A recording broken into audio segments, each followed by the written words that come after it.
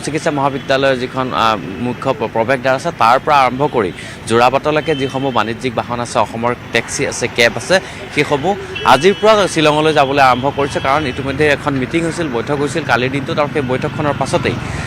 অসমৰ যিসমূহ বাহন আছে সেই বাহনসমূহ অৱৰোধ নকৰে বুলি শ্বিলঙৰ টেক্সি এছ'চিয়েশ্যনে ঘোষণা কৰাৰ পাছতে আজি দেখিবলৈ পোৱা গৈছে যে খানাপাৰাত এই ধৰণে গ্ৰাহকৰ বাবে বা যাত্ৰীৰ বাবে অপেক্ষা কৰিছে অসমৰ টেক্সিসমূহে কাৰণ শ্বিলঙলৈ প্ৰত্যেক দিনে 1000তকৈ অধিক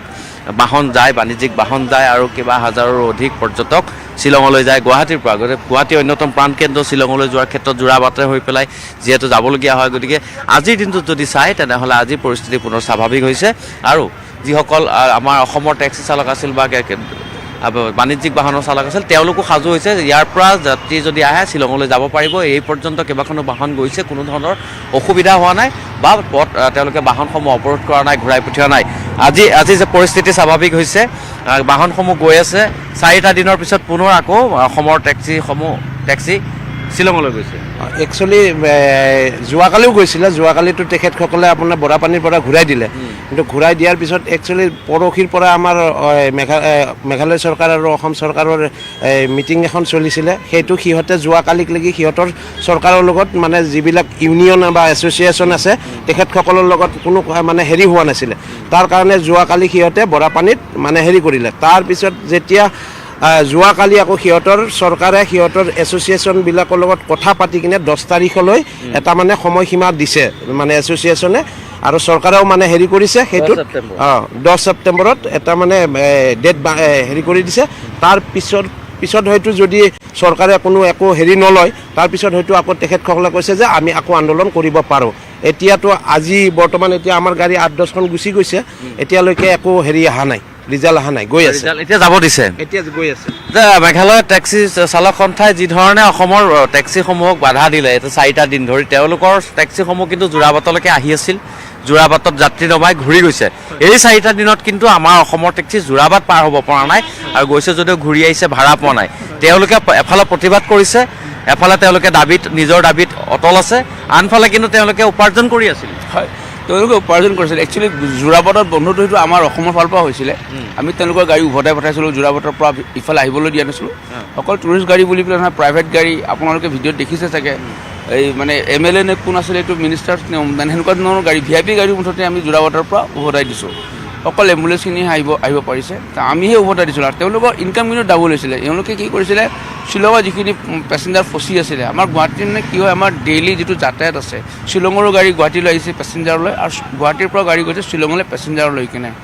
এই যিটো যাতায়াত আছে আমাৰ ফালৰ পৰাতো কমপ্লিটলি স্তব্ধ আমাৰ অসমৰ গাড়ী আমি এখনো যাবলৈ দিয়া নাই কাৰণ তাতে যিটো ইনচিডেণ্ট হৈছে যেতিয়ালৈকে আমাৰ ৰাজ্য চৰকাৰে আমাক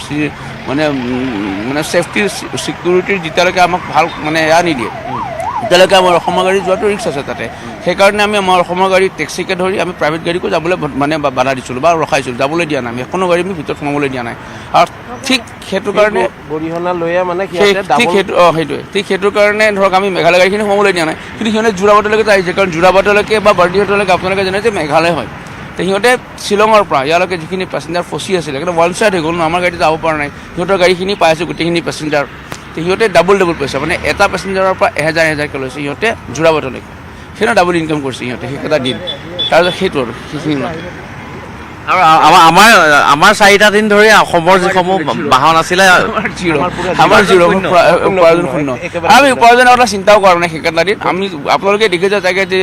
তাতে বহুত হাজাৰ ড্ৰাইভাৰ তাতে জমা হৈছে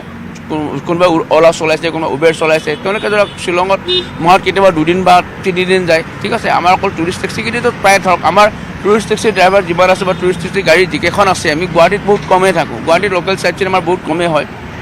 খুব এটা দিন লোকেল চাইট চিন হয় বাকী আমি 3 দিন 4 দিন 5 দিনৰ কাৰণে কেতিয়াবা শ্বিলং চেৰাপুঞ্জী ডাউকি যিবোৰ মানে টুৰিষ্ট প্লেচ আছে আমি তাত গৈ থাকোঁ কিন্তু শ্বিলঙতে থাকোঁ তে আমাৰ অকল টুৰিষ্ট ড্ৰাইভাৰৰ যাতে যে অকল টুৰিষ্ট ড্ৰাইভাৰ আছিলে সেইটো নহয় তাতে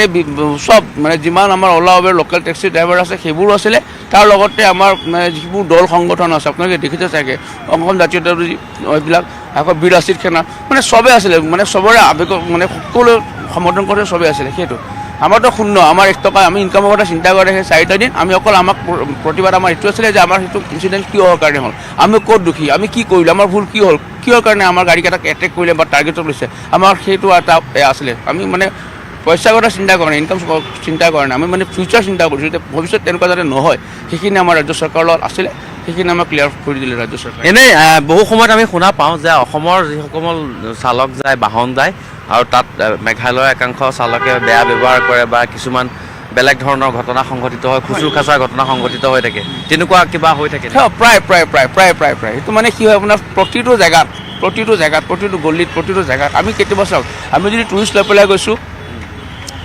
টুৰিষ্ট আগত কেতিয়াবা 2 দিন 3 দিনৰ থাকে, আমি ৰাতি তাতে থাকিব লগা হয়। ৰাতি যদি আমি থাকোঁ, আমি ছেফ জেগা বিচাৰোঁ, ছেফ জ'ন বিচাৰোঁ, ক'ত আমাৰ ছেফ, ক'ত পাৰ্কিং হ'ব, ক'ত ছেফ হ'ব। এটা জেগা আছে তাতে প'ল' পাৰ্কিং, ঠিক আছে, তাতে আমি ছেফ, তাতে আমাৰ অসমৰ গাড়ী চব তাতে ভিৰ লাগে, তাতে চব জমা হওঁ আমি, ঠিক আছে, তাতে মানে কি পাৰ্কিং দিব লগা হয়, কথা নাই, পইচা দিওঁ আমি, কথা নাই, কিন্তু ছেফটি লাগে। ৰাস্তা যদি আপুনি কিবা থাকিলে ৰাতি কোন আহিব, ক'ৰ পৰা কোঁত খাই পেলাই, তাতে চব ড্ৰিংক মানে ৰাতি গোটেই মানে মাতাল হৈ থাকে। আৰু সিহঁতে কি কৰিব, আহি পেলাই অকল দেখিব অসমৰ নম্বৰ গাড়ী আছে, আহি আপোনাক ধপিয়াব, হৈ পেলাই পইচা সুধিব, 500 টকা দে,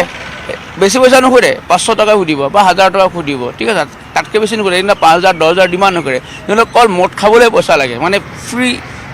বিনা পইচাই আপুনি যদি দিলেতো ঠিক আছে, যদি নিজে তেতিয়াহ'লে সিহঁতে আপোনাক মাৰপিট কৰিব, বেয়া গালি পাৰিব, বেয়া ভাষা মাতিব, সেইবোৰ হয় তাৰমানে। আৰু সেনেকুৱা ধৰণৰ ইনচিডেণ্ট প্ৰায় হৈ থাকে, য'তে ত'তে হয় তাৰমানে সেইটো। মানে এই মেঘালয় পুলিচে এই ক্ষেত্ৰত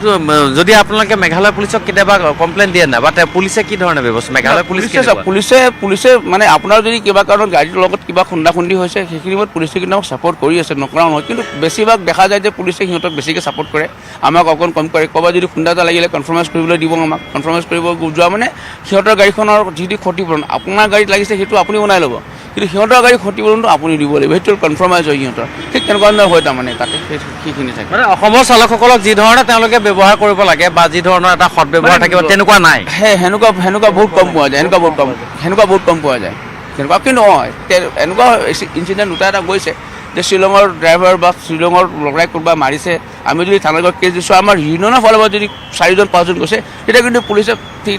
মানে ভাল জাজমেণ্ট এটা দিয়ে। আৰু তেতিয়া অকলে যদি আপুনি থাকে, আপোনাৰ ফেভাৰত নাথাকিব সেই জাজমেণ্টটো, সিহঁতৰ ফেভাৰত থাকিব, সেইটো হয় তাৰমানে। দাদা, শ্বিলঙৰ আৰক্ষীক আপুনি ইমান এটা বিশ্বাসত ল'ব নোৱাৰে যে অকলে যদি যায় কিবা এটা ঘটনা হ'ল তেওঁলোকে পটককৈ আমাৰ